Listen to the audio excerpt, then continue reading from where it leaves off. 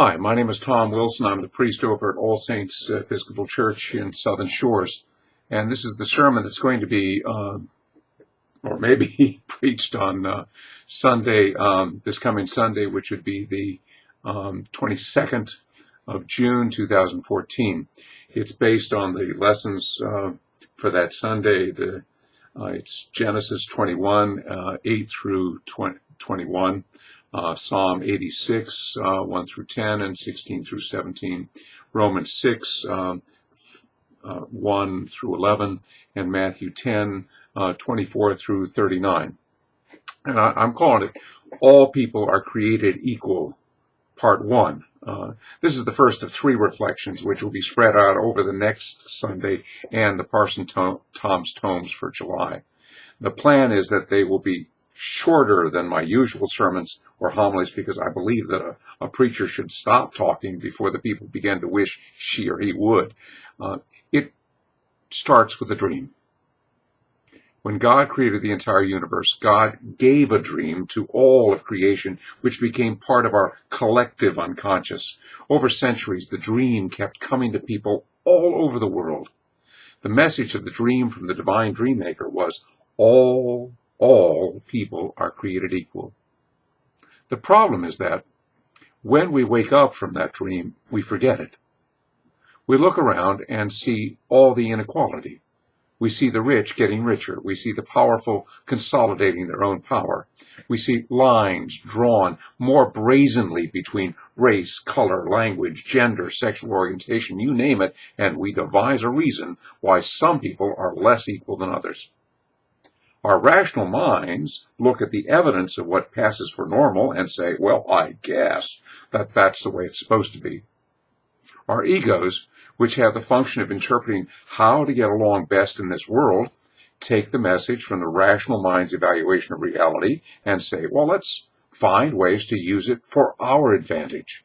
After all, if equality is only a dream, therefore it's not really real, and we need to live in the real world. We accept the inequality, but the dream keeps coming back over the eons, because in God's reality, and God is the ultimate reality, dreams are incredibly real, and our perceptions are only self-serving opinions. Dreams are how God speaks to our personal, cultural, and collective unconscious, free from the tyranny of the rational mind. Individuals gather together and share their dreams within the context of their culture. And out of those cultural dreams, we create stories, sort of like jazz riffs off the themes of the dreams. What we notice is that myths from one culture seem to have similar themes with myths from other cultures. And we think that all of these different myths have their beginnings in the dreams that God planted in the collective unconscious of all humans. In today's lesson from the Genesis collection of stories is the mythic story of the struggle between Hagar and Sarah, who both have sons from the patriarch Abraham. Hagar's son is called Ishmael, and Sarah's son is called Isaac. And since this is a myth, the names provide some commentary about the outline of the story. The name Sarah means something like princess. Hagar means something like stranger. Ishmael means something like God has listened. And Isaac means something like the one who laughs. So what do the names tell us? So Sarah the princess, the one who feels as if she's entitled, is in opposition to the stranger, Hagar, who was from Egypt and was originally the slave of Sarah. Both the princess and the stranger want a son. The stranger has the firstborn son and names the child as God has listened.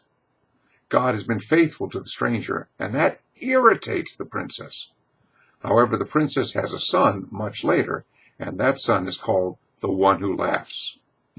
I tend to think of that in the context of Proverbs 1:26, I also will laugh at your calamity. I will mock when panic strikes you. A variation of the more familiar proverb of the one who laughs last best.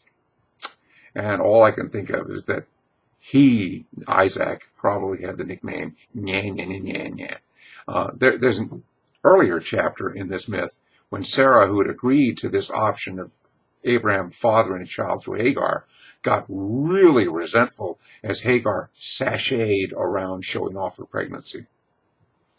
And Sarah turns brutal, and Hagar tries to run away.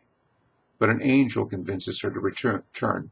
If any one of us has been in a blended family, heck, even a family where everybody has the same parents, we can imagine the infighting that usually goes on for dominance. The gospel also has Jesus remind the disciples that families can be snake pits as competing claims for dominance are played out. And Jesus tells the disciples that even a sparrow, which is sold 2 for a penny, is precious in the sight of God. This is also, there's another clue in the Hebrew word that this chapter uses when Sarah sees Ishmael playing with Isaac. And the word can be and has been translated several different ways, because the word can mean playing with, or laughing with, or at, or mocking, or even fondling. Each choice of translation puts all sorts of different interpretations for Sarah's reaction.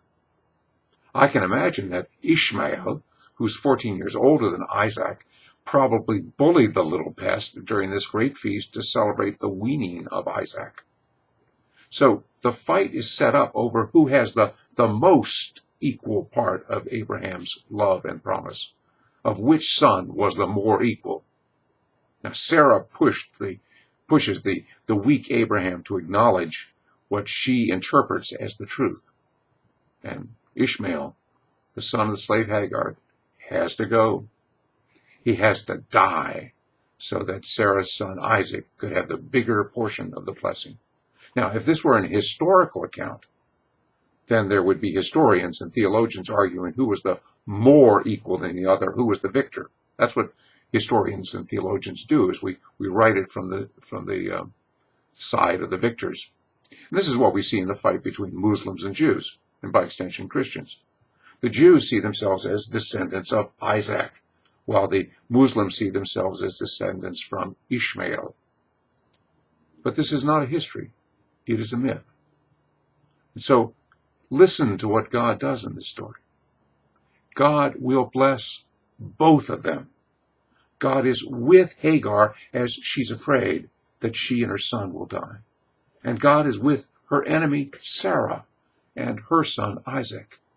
The myth tells us that God's dream is that both Ishmael and Isaac are equal in the eyes of the divine dream maker. In this myth, no one is cast out of the presence of God. The psalmist for today underlines that message when the psalmist sings, "For you, God, are good and forgiving, and great is your love to all who call upon you." You know, I look at this message, and I think, if the dream is all are created equal, then what does God think of my enemy? If God is the definer of all things, then how do I define my enemy? Do I believe that all persons are created equal? Thank you. We'll talk later.